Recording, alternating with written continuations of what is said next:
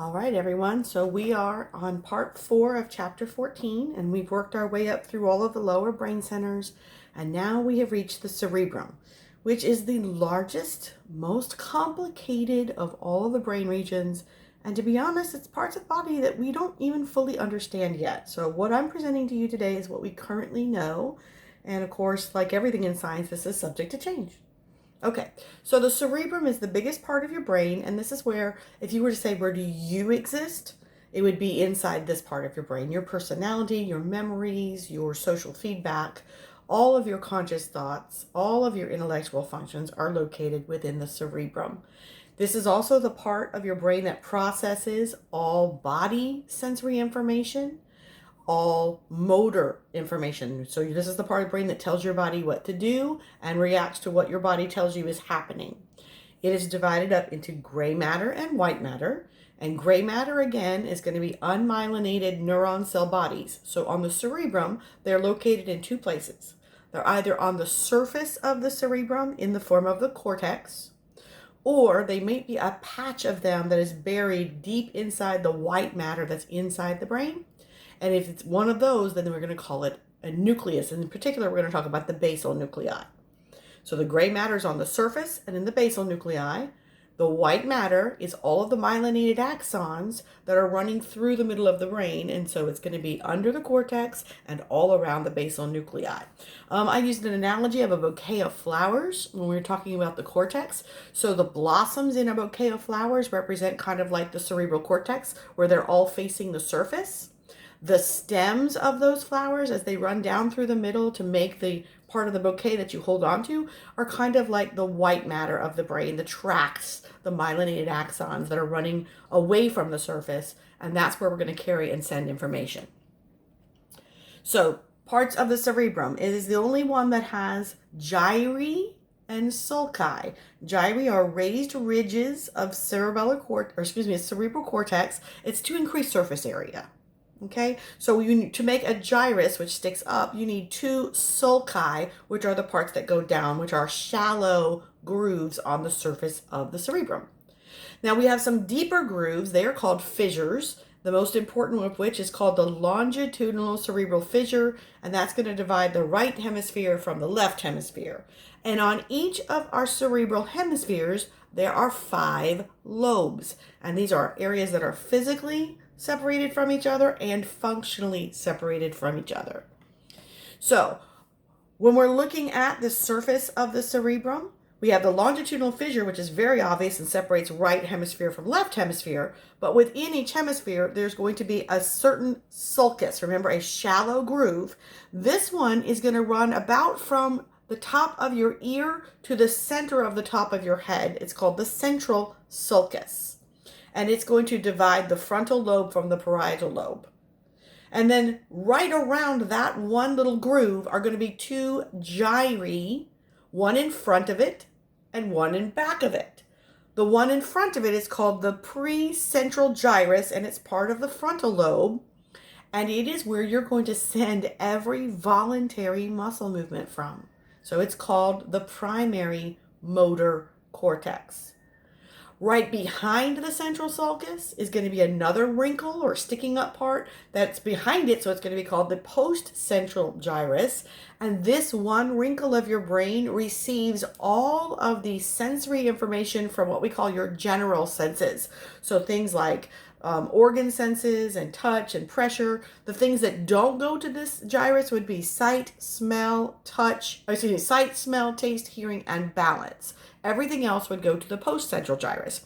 So you can see that that central sulcus is a physical barrier, but it's also really important functionally. In front of it is motor function, and behind it is sensory function.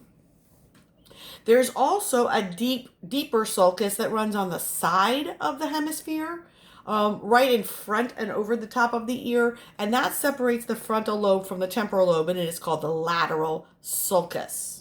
So far you've heard the word frontal, you've heard the word parietal, and you've heard the word temporal. These are the lobes of the brain, and they line up with the bones that cover them. There's also the insula. This is the hidden lobe. It's an island of cortex that's actually inside We'll see that in a minute. And then there is the divider that divides the parietal lobe from the occipital lobes, and that's called the parieto-occipital sulcus. So let's see if we can look at a diagram here. So if you imagine this in your head, your ear starts about here. So this little groove right here is the central sulcus. Now, on our lab model that we're using for this, we have this color-coded, so it's red in front of it and blue behind it. So it's really obvious where that line is, because this part here would be my precentral gyrus, controlling all voluntary muscle function, and this one would be my postcentral gyrus, receiving all body sensory information. Over here, you can see this kind of goes in a little bit. This is the lateral sulcus.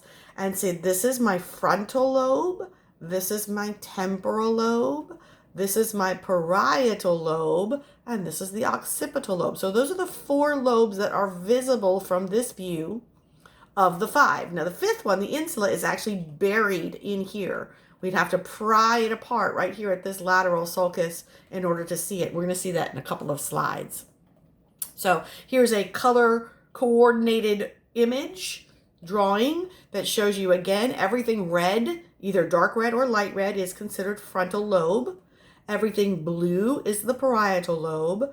All of this yellow is temporal lobe, and all of this green is occipital lobe. Now, this is showing you again that central sulcus and my precentral gyrus and postcentral gyrus. And then this is showing you if you take probes and you pull apart the frontal and temporal lobes at that lateral sulcus, now you can see that 5th lobe of the cerebrum known as the insula. It is insulated. It is hiding inside the brain. So here's a sagittal view. Now notice we're not going to get to see a whole lot of the temporal lobe from this point. We have our frontal, we have our parietal, we have our occipital, we have a little bit of the temporal sticking down here, and we can see this wrinkle right here is called the cingulate gyrus. Now, when you cut the brain like this, you also notice that there's a lot of different structures that are made of white matter. Remember, myelinated axons. That's because we have fibers that are going to connect neurons within the brain and from the brain to the body. Those are the axons. Now, they're going to come in 3 types. We're going to have association fibers. They only connect 2 neurons that are inside the same hemisphere, either the right hemisphere or the left hemisphere. So those fibers just stay within their own hemisphere. Then we have what is called commissural fibers. And commissural fibers connect the 2 opposite hemispheres. So one neuron on the left hemisphere is going to send its axon across the brain, and it's going to talk to a neuron on the right hemisphere. And we have so many of those crossing over, these commissural fibers, that when we cut through the brain this way, we can see a structure made out of them. If you look at this, this is called the corpus callosum. And it is all of those myelinated axons that are crossing over commissural fibers that are allowing the right and left sides of the brain to talk to each other. And then the third kind are going to be the ones that are leaving the brain, going from the cortex down to the body, to the spinal cord. And they're going to be called projection fibers. And they're going to be coming down, and we're going to see structures here made out of projection fibers on the front of the brain stem and down on the front of the spinal cord. Some other landmarks you might want to see here. Here is the inner edge of the thalamus with the interthalamic adhesion. Here is the fornix. This is a thin membrane that separates the lateral ventricle of one side to the other. So this is called the septum pellucidum. There is the hypothalamus. There is the mammillary body. There is the infundibulum, and there is the pituitary. So if you've watched the other teachings, those are some things that you have heard of before. Okay, just kind of throwing the cerebrum now into the mix. So again, like I said, there are 3 types of myelinated axons that are in the white matter in the center of the brain, and they're classified by where they're going. So if they are going from one side and staying on that side, they're called association fibers. Now, if they're short, because they're only going to a neuron nearby, they're called arcuate fibers. If they are long, they're called longitudinal fasciculi. The ones that cross over and talk between one hemisphere to the other are called commissural fibers, and we just saw the structure called the corpus callosum that is made of those commissural fibers. And then the projection fibers are going to leave the brain. They're going to go through the center, and they're going to be end up going to the spinal cord. So when they create, part of what they create as they are passing through the diencephalon is an area called the internal capsule. So this is the association fibers. The blue ones are the arcuate ones. So they're staying on their side, but they only go a short distance. These red ones are showing you the longitudinal fasciculi that are staying in their hemisphere, but like something from the frontal lobe is communicating all the way back here with a neuron in the occipital lobe. To see the commissural and projection fibers, we'd use a frontal view. So you can see here where they're crossing over. This would be in the corpus callosum. And then up here at the very front is another structure called the anterior commissure. The corpus callosum is easier to see, though, in side section, in a sagittal section. Okay, so here's my commissural fibers. And then these are my projection fibers that are coming from the cortex. They're being funneled down through the diencephalon, and they create something that we call the internal capsule.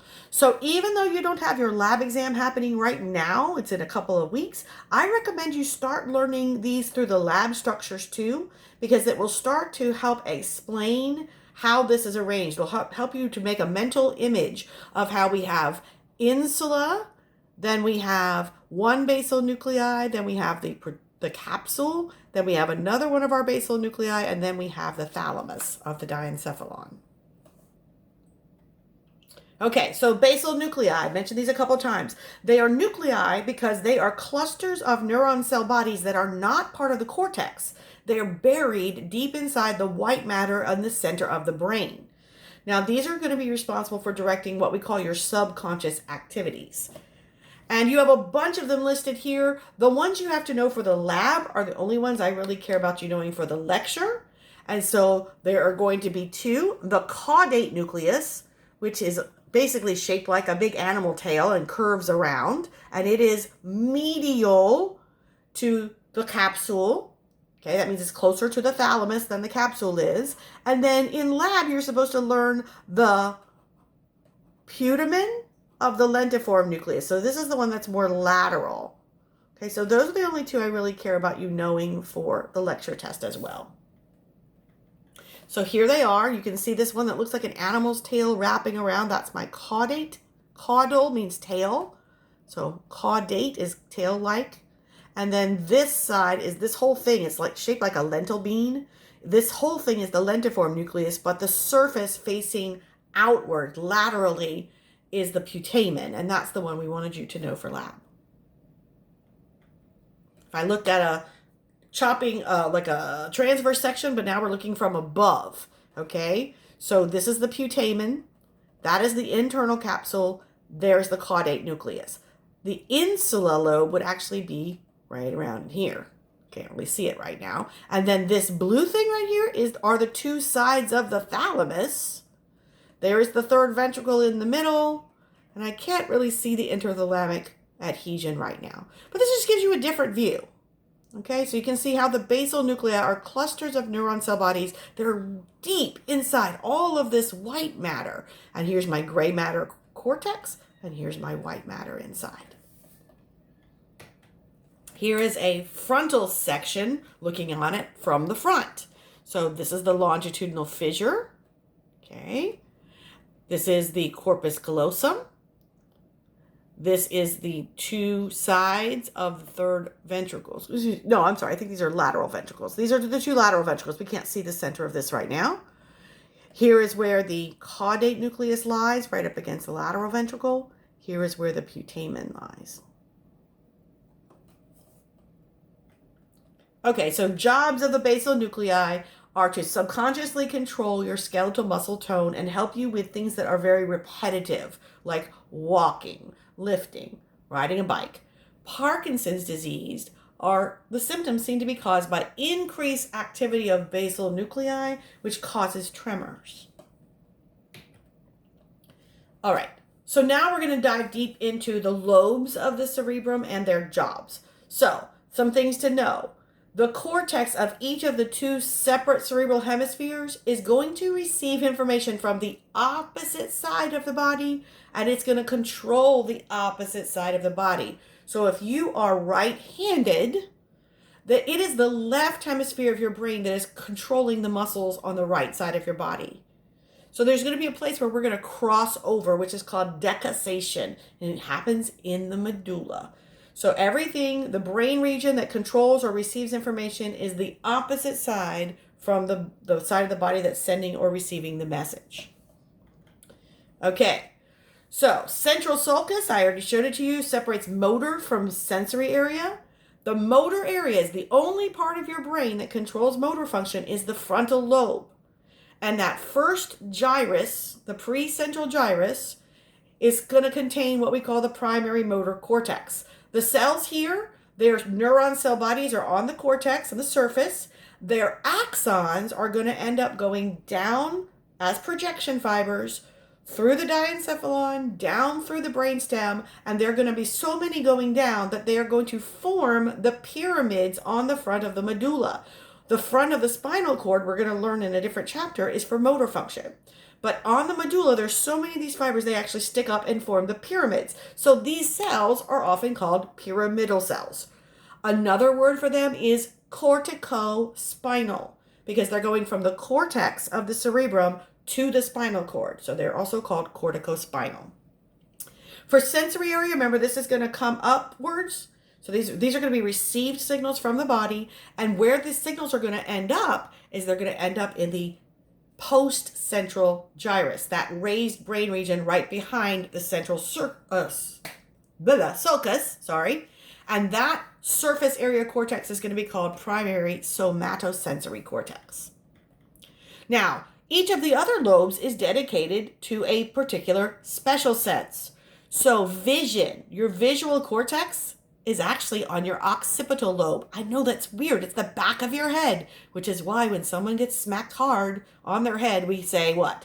How many fingers am I holding up? Okay.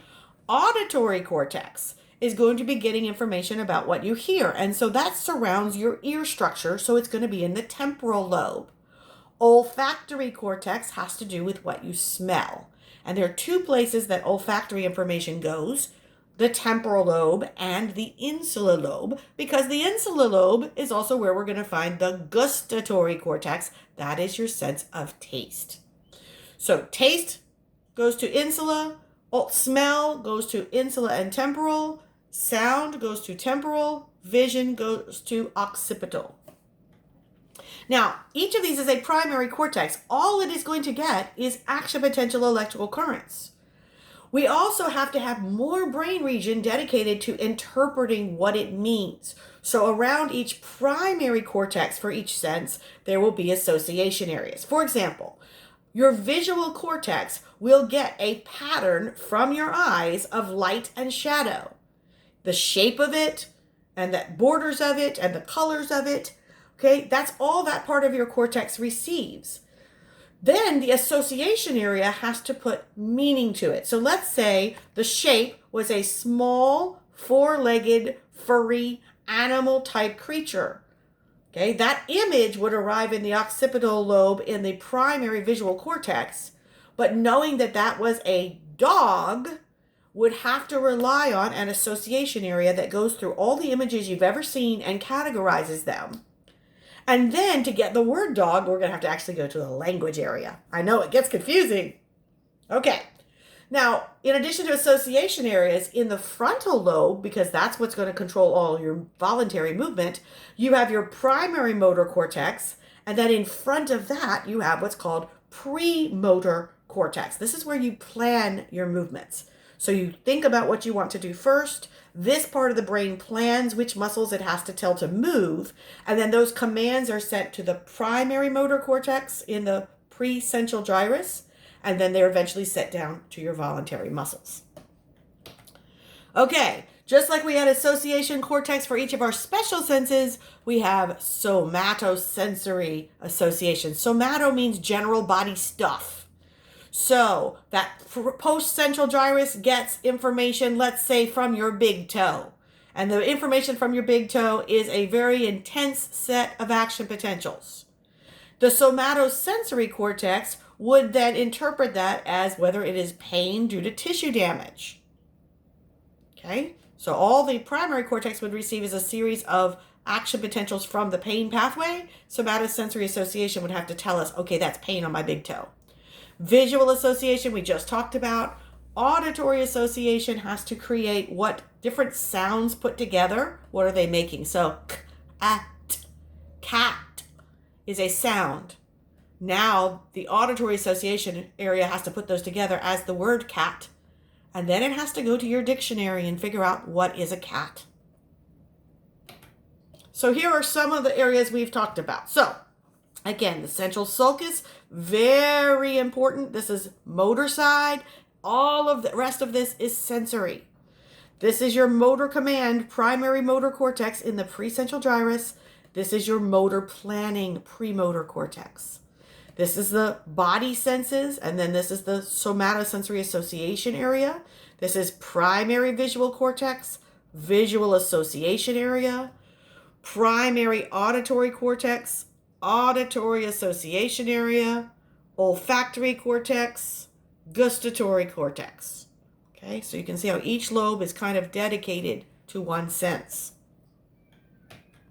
And here's a nice chart that kind of summarizes what each lobe does.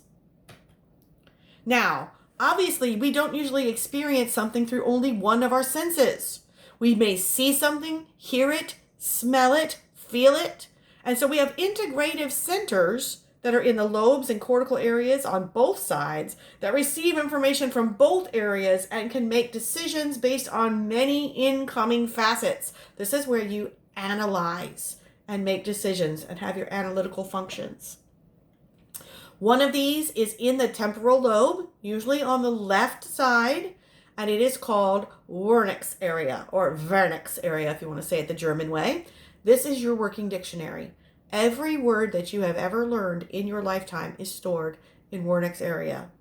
And every time one of your association cortexes starts to identify something with a label, it has to go to this area of your brain to determine the definition of that label and make sure it's labeling it correctly. Broca's area is in the frontal lobe, and this is where you plan the movements of your mouth, your teeth, your diaphragm, and your tongue in order to form words with your mouth. It helps control how you control the air, how you control the muscles of your jaw, your teeth, and your tongue to articulate. And so speaking requires Broca's area. Again, usually only found in one of the two hemispheres. Since most people are right-handed, if you're right-handed, it's usually located in the left hemisphere. Prefrontal cortex, so we had premotor. Prefrontal is in front of the motor planning area. And this is where you live.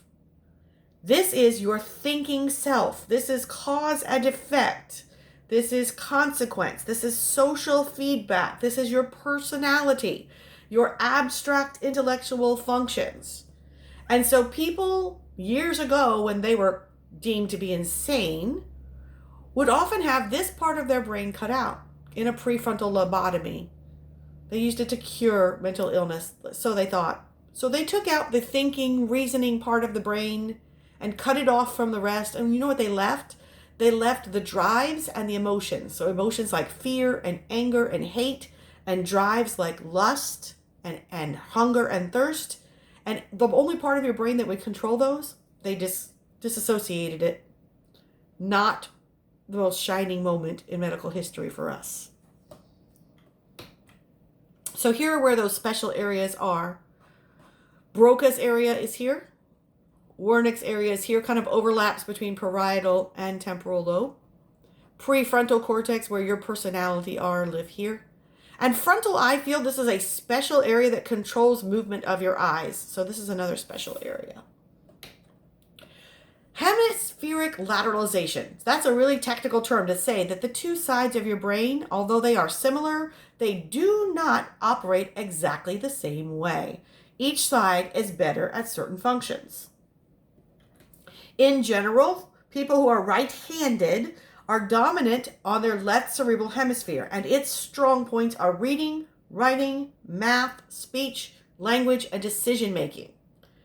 People who are left-handed and are controlled mostly by their right cerebral hemisphere are very good at analyzing sensory information. They're good at recognizing faces, voice inflections. We say they're very good at reading body language and voice tone. And so they can sometimes get messages. We say their intuition is better. We can measure what's going on in a person's brain by using an EEG or an electroencephalogram, and we will notice certain patterns of electricity passing through the brain. Alpha waves, beta waves, theta waves, and delta waves. Alpha waves are what happen when you're awake, but you're at rest and your eyes are closed. I'd say this was after your alarm goes off and you're just sitting on the edge of your bed. Your brain's kind of in idle. That would be an alpha wave. Okay, after you've gotten up, you've had your coffee, you're kind of busy, you're studying, then you transition over to beta waves. So alpha waves and beta waves happen to everyone every day. So here's what alpha waves look like. Okay, kind of like an idling pattern. And there's beta waves. You can see you're much more active during beta. Now, the other two are theta and delta. Theta waves are really only seen in children or intensely frustrated adults when they may indicate a brain disorder. Now, what do children do with their brains that adults don't do so much anymore? Imagine. So theta waves are the imagination waves. Now, I always joke that the intensely frustrated adults are imagining strangling whoever's frustrating them. And so that's why we see it in an intensely frustrated adult. But imagine that. Theta waves are for imagination. They're kind of fun looking when we see them in a minute. And then delta waves happen when you're asleep. Okay? When you're asleep in babies and in awake adults that definitely have brain damage. So let's look at these other two types. So there are theta waves, something that look like skipping along. Da, da, da, da, da, da, da. That's fun. That's a theta wave. And then delta waves are sleeping. Okay. Now sometimes the electrical currents that are running through the two sides of the brain get out of sync. So they usually are kept in sync by a type of brain pacemaker. And I've had people ask, well, what the heck is a seizure? It is when the electrical activity is running around in the brain unregulated. I kind of think of it as a lightning storm in the brain. So wherever that particular electrical current zaps, that part of the body is going to be affected. Okay, the last bit of this chapter is on the cranial nerves. Now, what I want you to know for the nerves, I want you to know their name. I want you to know their number, which you have to know for lab anyway. And I want you to just know a brief bit of what they control. Okay, so optic nerve is for vision. Olfactory nerve is for smell. And I highly encourage you to watch the lab videos on these cranial nerves. I'm not going to ask you detailed questions, but there will be questions, who knows, maybe about the vestibulocochlear nerve or about the vagus nerve or the hypoglossal nerve. Something like that will be on the test just to make sure that you did look over these nerves. Okay, guys, that's the end of chapter 14. There are all the other details about the cranial nerves I will not be asking you. So just know the name, the number, and a general sense of what they do. All right. I'll be talking to you soon. Bye-bye.